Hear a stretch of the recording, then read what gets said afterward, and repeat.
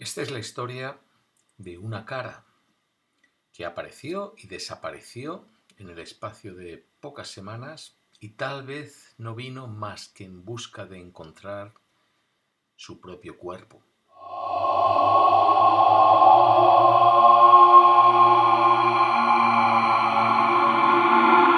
Hay frases que alguien te dice durante la infancia, en algún momento, y se quedan por cualquier razón grabadas en tu mente. Un refrán o algo que alguien recita, unos versos de un poema, el estribillo de una canción o simplemente una definición, algo que alguien dice que por cualquier razón se queda grabado ahí para el resto de tu vida. Y ese es el caso de la definición que el profesor de matemáticas dio sobre la cara. Nos dijo lo que era la cara. ¿Cómo surgió el tema?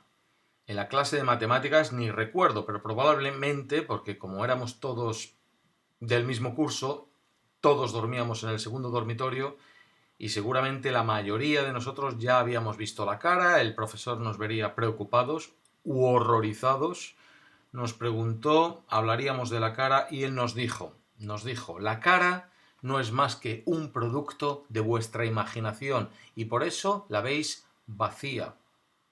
La cara no es más que el espacio resultante de la intersección de dos o más ramas disjuntas.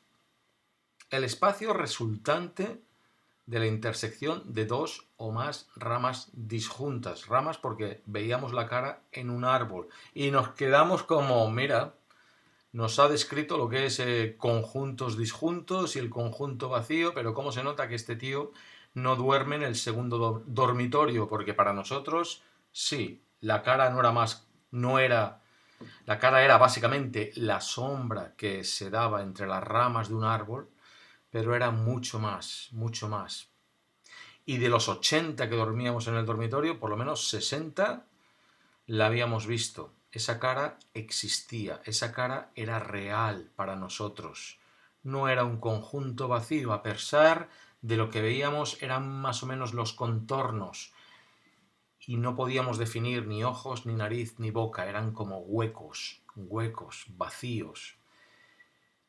Era como tan real como cuando miras las nubes y de pronto ves una forma y te parece ver algo muy claro.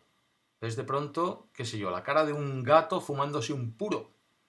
Y si te quedas mirando vas como está en constante movimiento y va cambiando y de pronto pues al gato se le estiran las orejas y de pronto parece un conejo y el puro parece una zanahoria y si te despistas un poco vuelvas a mirar y ya no hay nada, nada ahí, pero por un momento lo que vistes fue real. Así era la cara para nosotros durante la noche, la veíamos, la veíamos.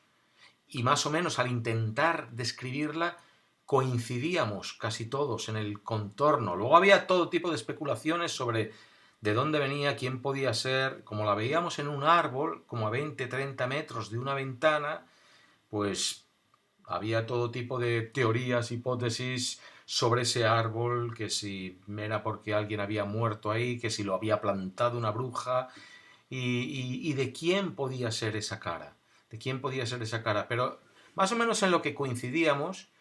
Luego con tiempo yo me he dado cuenta que se parece a la cara del Grito. El Grito es un cuadro de un pintor noruego, que lo voy a buscar y os lo voy a dejar por aquí, porque más o menos el contorno de la cara, que era lo que coincidíamos, era ese, era ese. Pero la cara para nosotros era real. Y ahora voy a contar cómo surgió la cara, cómo de pronto la vimos, porque es algo que es una historia que ocurrió relativamente rápida. Eh, Concretamente en el tercer trimestre de un año, hacia la mitad de los que yo pasé en el internado. Estaba en el segundo dormitorio, o sea, debería de tener 9, 10 o 11 años. Y era el último trimestre, pues toda esta historia pasó dentro de este tiempo. Antes de empezar a contar el primero de los tres incidentes o acontecimientos que marcan la historia, tengo que decir algo más para poneros en situación, que es, lo lamento, cómo cagábamos, cómo cagábamos, porque cagar para la mayoría de vosotros el privilegio de que podéis hacerlo cuando tenéis ganas. Cuando yo era un niño y en este internado, eso era lo raro. Normalmente tenías que aguantarte, en la mayor parte de las ocasiones tenías que aguantarte. En las clases tenías que esperar hasta el recreo, si estabas comiendo, estabas en la capilla, incluso si estabas fuera del colegio tenías que esperar hasta que volvieses dentro. Pero no era un problema grande porque la mayoría nos habíamos acostumbrado a hacer una cagada al día. Y la cagada generalmente era por la noche. Por la noche tenías el rosario, el estudio, la cena, subíamos a los dormitorios y había una hora de relax antes de meternos en la cama, donde limpiábamos los zapatos, hacíamos nuestras cosas y íbamos a cagar, porque además, si estabas recién cagado y recién meado, era la mejor garantía que no tenías que levantarte durante la noche. No queríamos levantarnos durante la noche. Entonces, bueno, los servicios que había, que también los tengo filmados en el episodio 6, así que a lo mejor, ya sabéis, no me gusta interrumpir las historias, pero a lo mejor pongo por aquí de pronto las ventanas de esos servicios, porque es importante que imaginéis desde dónde precisamente veíamos la cara. Era en concreto desde dos ventanas de estos servicios, lo que era a los lados del dormitorio, de cada uno de estos dormitorios, que ya están descritos, estaban los servicios. Los servicios era un cuarto en el cual había 7 váteres. Cuando digo 7 váteres, compartimentos como los que conoces ahora en cualquier estación de tren, aeropuerto, cubículos de 1 metro de ancho por 1,5 metros de largo, pues teníamos 7. 5 a un lado y 2 enfrente.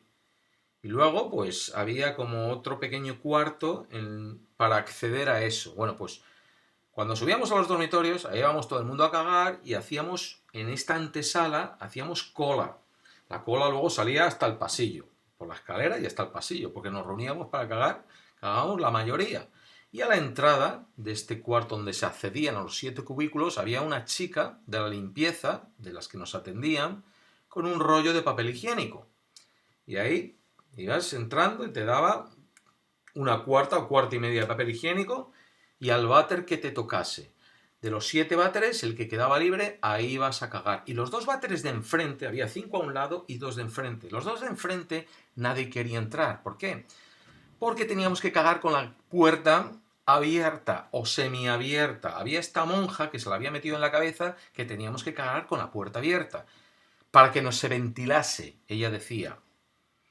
A los 10 minutos de entrar ahí a cagar, y esa actividad iba durante media hora o 40 minutos hasta que cagábamos todos, olía fatal, olía fatal.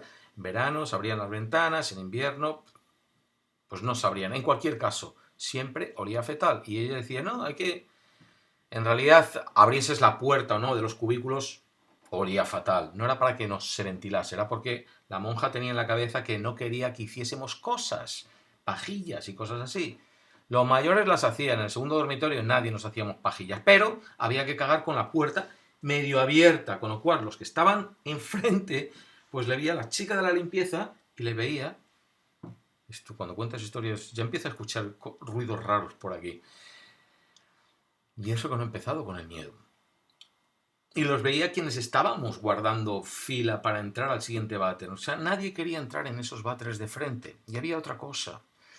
Por la posición de esos 2 váteres siempre soplaba el viento más y ahí se rompían los cristales de esas ventanas por la misma presión del viento. O sea, nadie quería entrar en esos váteres. Y en esos váteres voy de lleno con la historia. De ahí pasa el primer incidente. Yo no lo vi, porque yo estaba en la cola esa noche para cagar, pero no de los primeros, sino más atrás. Y de pronto escuché que en la antesala esta estaba la gente riéndose. Lo que había pasado que uno de los niños cagando en la puerta en los váteres de enfrente había salido corriendo con el pantalón por las rodillas sin subírselo ni nada, había tropezado y se había caído de bruces. Una escena cómica y todo el mundo se estaba riendo, pero el niño estaba llorando, llorando, y enseguida se le acercó, la misma chica de la limpieza le subió un poco los pantalones, ¿qué pasa? ¿Qué pasa? Y el niño dice, estaba un cristal roto ahí, y dice que le había entrado una cara, dice, la cara, me ha entrado una cara, he sentido frío, y había una cara, y me estaba diciendo cosas, y he mirado así, y tenía una cara aquí, sin ojos, sin boca, que estaba intentando decirme... Y había salido corriendo y había tropezado y se había caído de bruces. Y todo el mundo riéndose. Pero alguien entró al váter y miró por el cristal roto de esta ventana y dijo, hay una cara allí, hay una cara, es verdad, hay una cara. Entonces ahí entramos a tropel en ese váter y en el que estaba al lado y mirando, pues es verdad, había una cara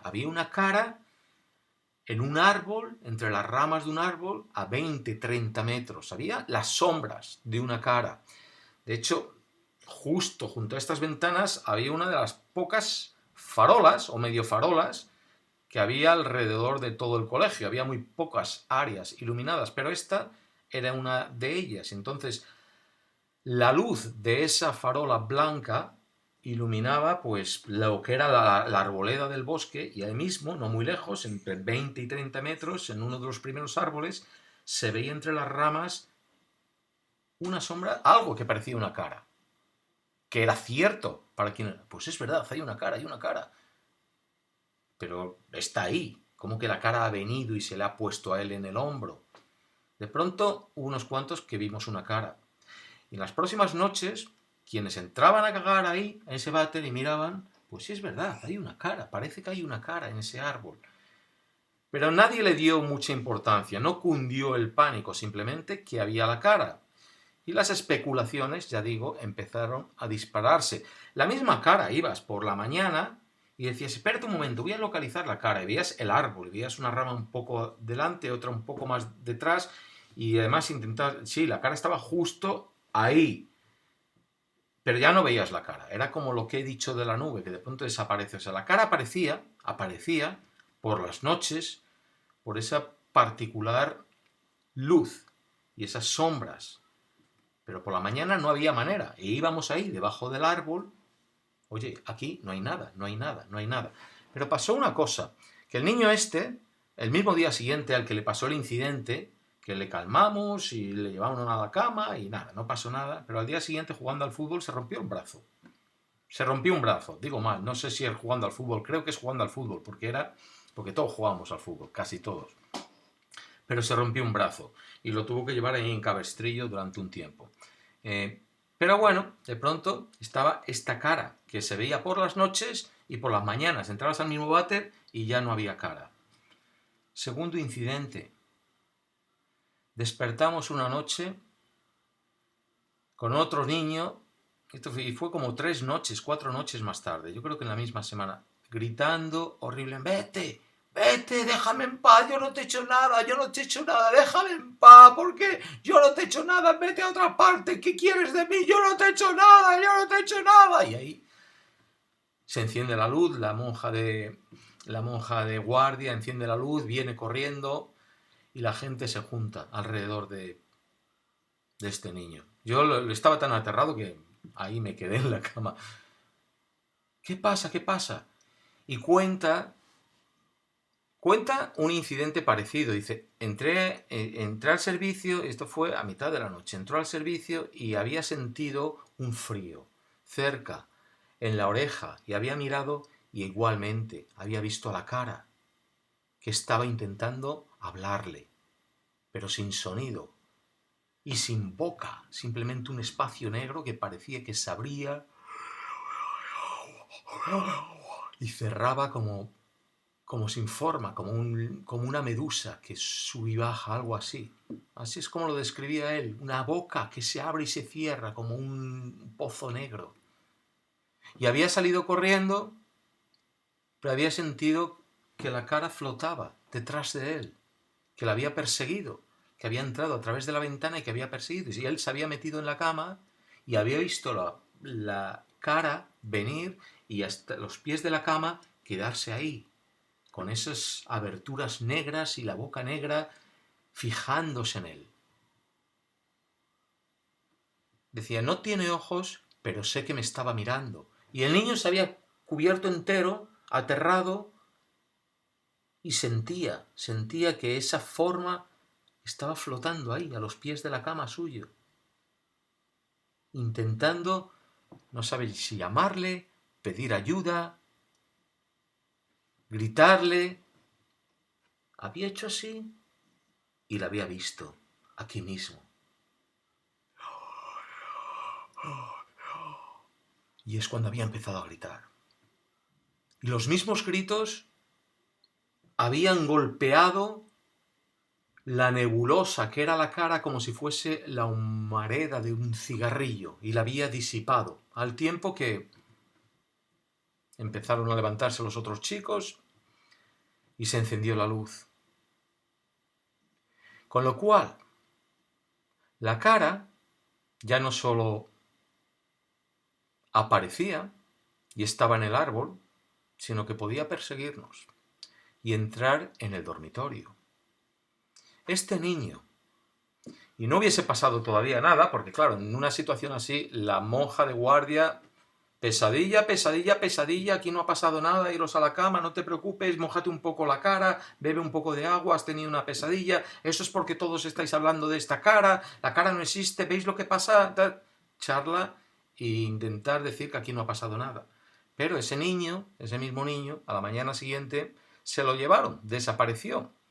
¿Y por qué desapareció? Pues lo supimos al día siguiente. Al día siguiente, en la misa, el cura dice, vamos a dedicar una oración por el padre de este niño que ha fallecido. Había fallecido en un accidente de un vehículo militar. Nuestros padres eran todos militares y no sé qué tipo de vehículo o qué tipo de accidente, pero había muerto. Y al niño pues se lo habían llevado, se lo llevaron para el funeral de su padre, imagino, estábamos cerca de final de año, se quedaría con la madre, no volvió, ni volvió ese ni volvió el siguiente año, o sea, decidieron que se quedase en casa, haciendo compañía a la madre, pero se le murió el padre. Le habían llamado, no le habían dado la noticia a él, obviamente, le habían dado la noticia, imagino que al coronel, le habían dicho que ha muerto el padre, cogieron al niño y se lo llevaron a casa, que era donde tenía que estar, con su madre. Con lo cual, ahí es donde la cara tomó trascendencia. Y dijeron, mira, dos a quienes... La cara la vemos todos ahí en el árbol, el que quiera verla. Pero dos a quienes la cara les ha venido, les ha pasado una tragedia. Porque nos acordamos, espera, al primer niño se le rompió el brazo y a este se le ha muerto el padre. Con lo cual, ahí es donde cundió el pánico. Que no te vea la cara, porque como la cara fije sus ojos en ti, o sus ojos, la cuenca del vacío que tiene, ahí donde tendría los ojos, como te mire, te va a pasar una tragedia. Con lo cual ya nadie quería entrar en esos váteres.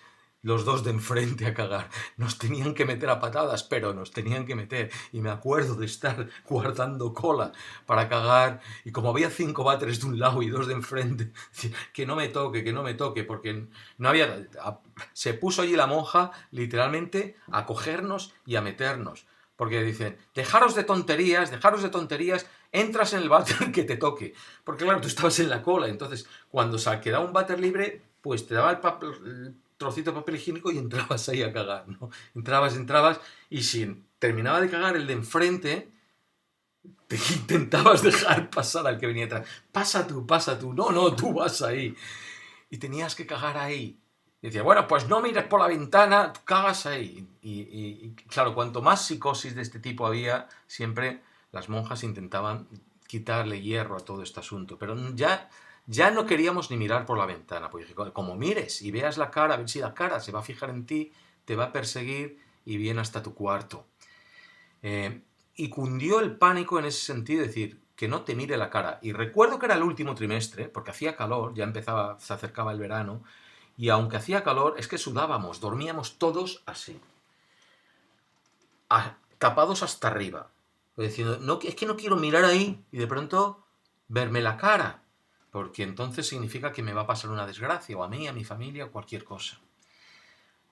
Pocos días después del segundo incidente, no sé si llegó a pasar una semana, pero pasó el siguiente incidente.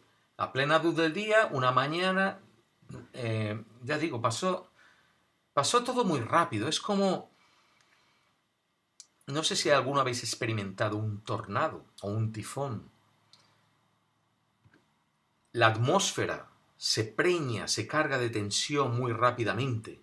Es como, coño, viene una tormenta, como una tormenta de verano. Esto va a desatar. Entonces viene el tifón, bum, bum, bum, sacude todo y se queda todo luego en calma y desolado.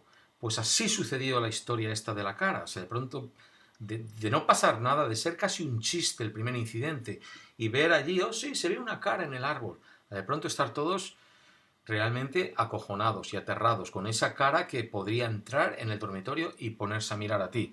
El tercer incidente, de pronto una mañana, pues nada, estamos unos yéndose a los lavabos, otros haciendo la cama, la rutina de las mañanas, y la monja empieza a echarle la bronca a un niño.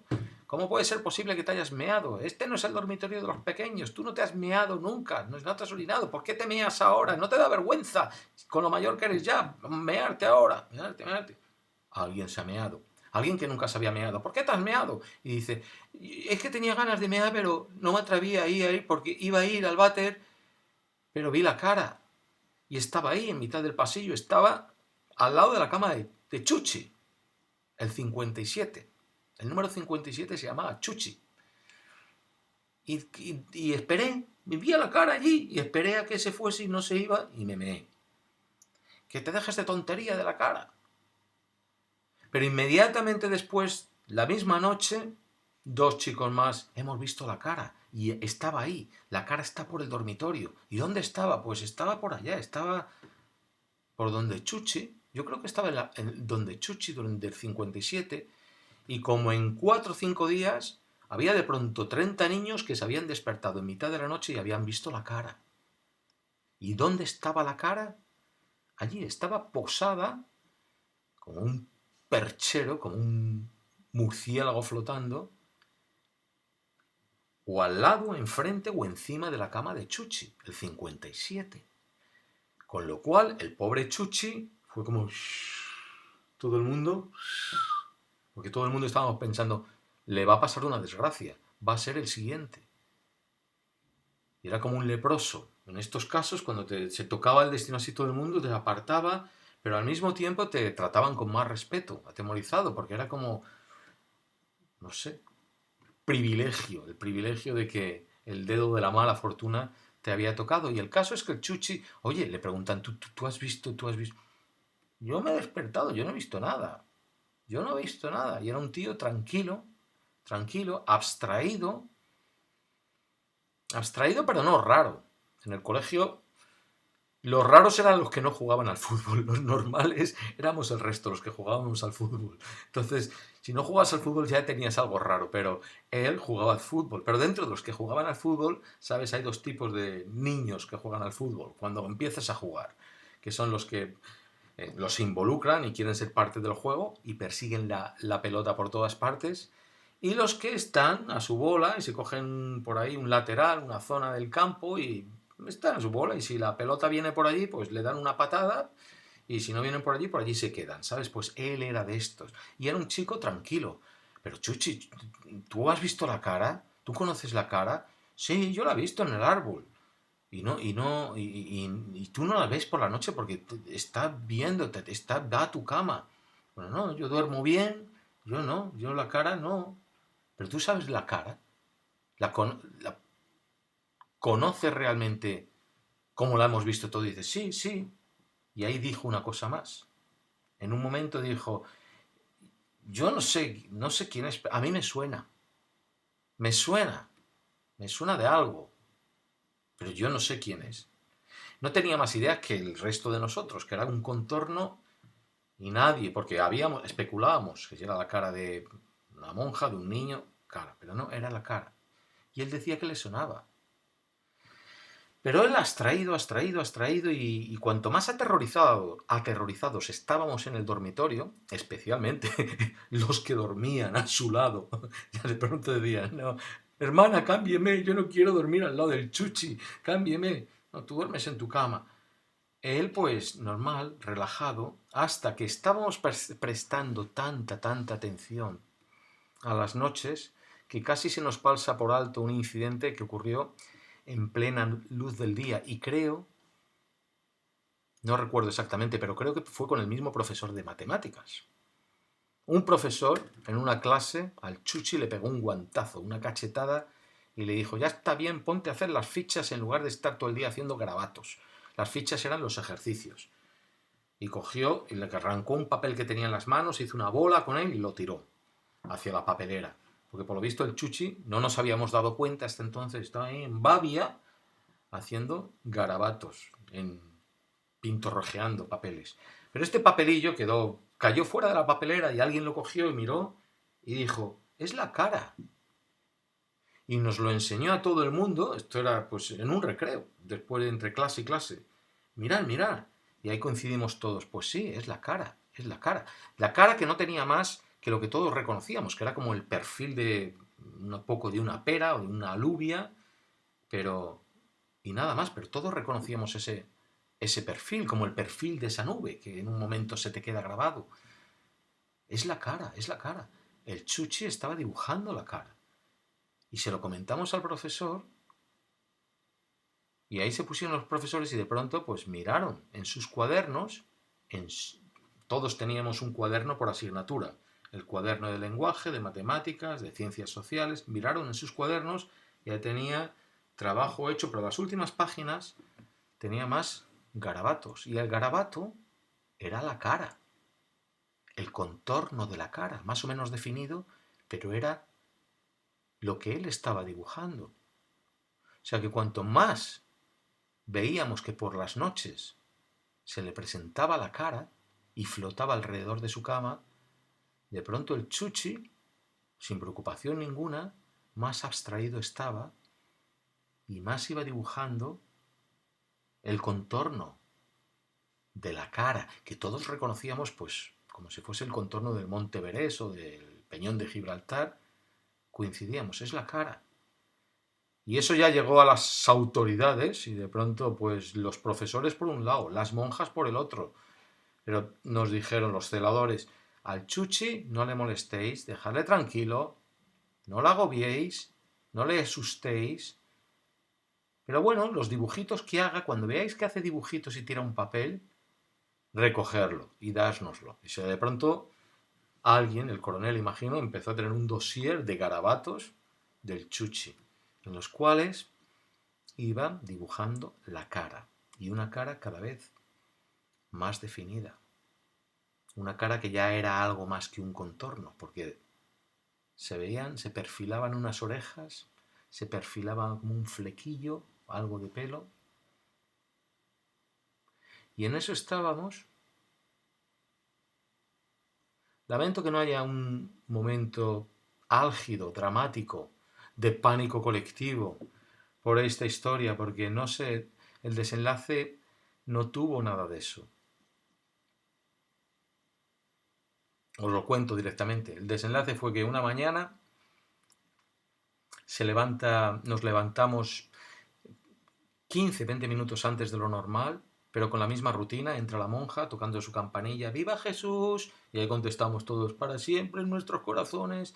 Nos levantamos y enseguida nos dice, nadie va al servicio, no os pongáis a hacer las camas, nadie va a los lavabos, poneros las zapatillas y a los pies de la cama. Hacemos eso y en 5 minutos, y de la misma pies de la cama, formamos en 2 filas al pasillo y a la capilla. En 5 minutos estamos todo el colegio en pijama y en zapatillas dentro de la iglesia. Y nos dice la Madre Superiora, vamos a rezar un misterio que es como una quinta parte de un rosario por el alma de...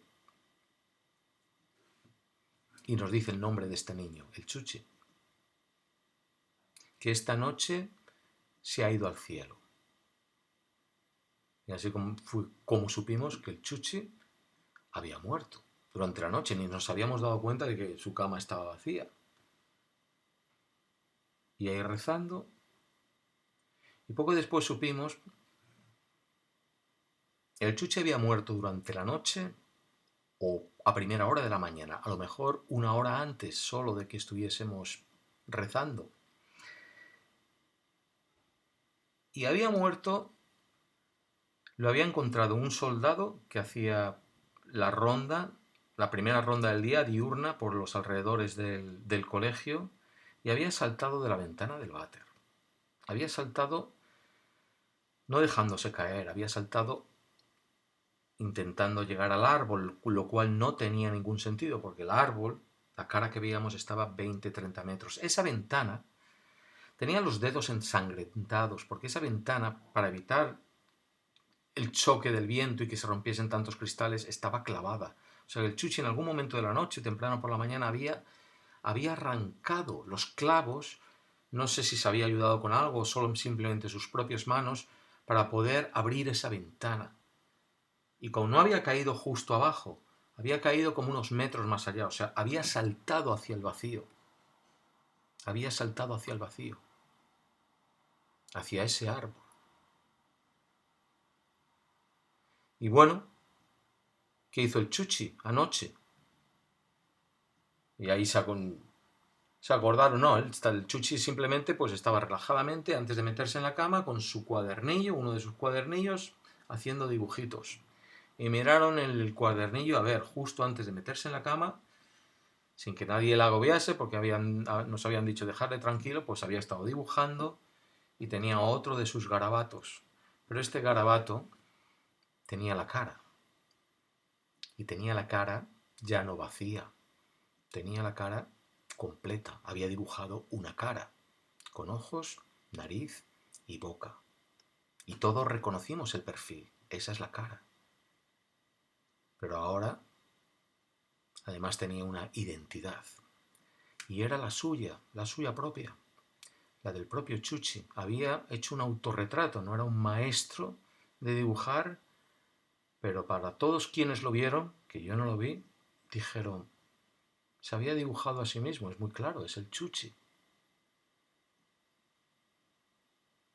De pronto, ¿había visto él la cara esa noche, flotando frente a él? ¿Había entendido que era una llamada? Había reconocido la cara, había reconocido a sí mismo. Y hubo otro detalle también más, que una de las chicas de la limpieza recogiendo sus cosas, pues para hacerle la maleta y llevársela a casa, recogiendo la mesilla, todos teníamos una mesilla al lado de la cama, que no era más que un cajón de madera, ahí en el suelo, lo abrías y tenía una partición de madera y dos espacios para meter cosas. Y luego, pues encima de la mesilla dejabas la ropa del día. Pues debajo de la mesilla, debajo de la tapadera, siempre la teníamos todo pintorrojeada de cosas y chicles pegados y cosas así, ¿no? Pues la chica de la limpieza, al recoger sus cosas, se dio cuenta que debajo de la mesilla, en una esquina, pintorrojeado, había una cara también. Y era la misma cara. Era la cara del propio Chuchi. Y la cara que él había pintado. Estaba ahí. Y estaba ahí pintada en carboncillo. Que significaba que era lo que utilizaban los estudiantes muchos años antes de que nos diesen bolígrafos, antes de que existiesen los bolígrafos. Y alguien había pintado en la esquina de esa mesita que él tenía, que no necesariamente era la mesita de esa cama, porque cada año las mesitas pues eran mesitas nada más, se podían mover igual que se movían camas. No se sabía quién había pintado eso, pero años antes, porque además tenía otras marcas encima, alguien a carboncillo, muchos años antes, había pintado la misma cara que Chuchi había pintado la última noche antes de dormir, su propia cara. Esa es la historia. Yo no recuerdo bien la cara del Chuchi. Yo no me acuerdo muy bien de él. Pero me acuerdo de la cara del árbol. Igual que me acuerdo de la frase, de la definición de los conjuntos disjuntos y el conjunto vacío del profesor de matemáticas y cómo definió la cara, me acuerdo de esa cara. Esa cara la tengo, no es que me persiga, pero cada vez que yo miro las nubes y empiezo a ver cosas, me viene la memoria de la cara.